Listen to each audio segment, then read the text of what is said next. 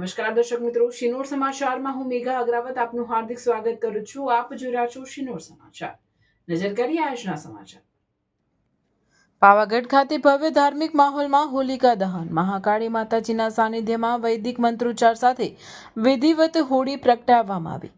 પંચમહાલ જિલ્લાના સુપ્રસિદ્ધ યાત્રાધામ અને 51 શક્તિપીઠોમાં સ્થાન પામેલ પાવાગઢ ખાતે ડુંગર પર બિરાજમાન મહાકાળી માતાજીના પવિત્ર સાનિધ્યમાં હોલિકા દહનનો કાર્યક્રમ ભવ્ય ધાર્મિક માહોલ વચ્ચે યોજાયો હતો. પાવાગઢમાં હોળી પ્રગટાવવાનો વિશેષ મહિમા માનવામાં આવે છે.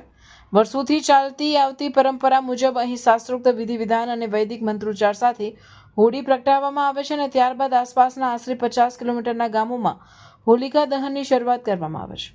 આ વર્ષે તારીખ 2 માર્ચ 2026 સોમવારે સાંજે 6 વાગ્યાના શુભ મુહૂર્તે મહાકાળી માતાજીના મંદિર નજીક પૂજારીઓ દ્વારા વિધિવત પૂજા અર્ચના કરવામાં આવી હતી. મંત્રોચ્ચાર અને ધાર્મિક સંસ્કારોની વચ્ચે હોલિકા દહન કરવામાં આવતા સમગ્ર ડુંગર વિસ્તાર ભક્તિમય વાતાવરણથી ગુંજી ઉઠ્યો હતો.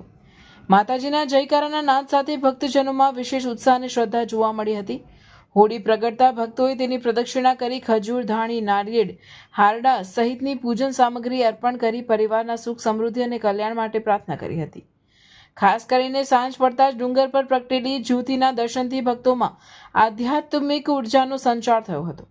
કાર્યક્રમ દરમિયાન કાલિકા મંદિર ટ્રસ્ટ પાવાગઢના ટ્રસ્ટી વિનોદભાઈ વરિયા, પરેશભાઈ પટેલ, હાલોલ ડીવાયએસપી વિજય રાઠોડ, પાવાગઢ પોલીસ સ્ટેશનના પોલીસ ઇન્સ્પેક્ટર એબી વોરા તેમજ મેનેજર પ્રતાપભાઈ અને મંદિરના કર્મચારીઓ ઉપસ્થિત રહ્યા હતા. સ્થાનિક વેપારીઓ, રહેવાસીઓ તેમજ દૂર દૂરથી આવેલા યાત્રિકોની મોટી સંખ્યામાં હોળીના દર્શન કરી આ પાવન ક્ષણનો લાભ લીધો હતો.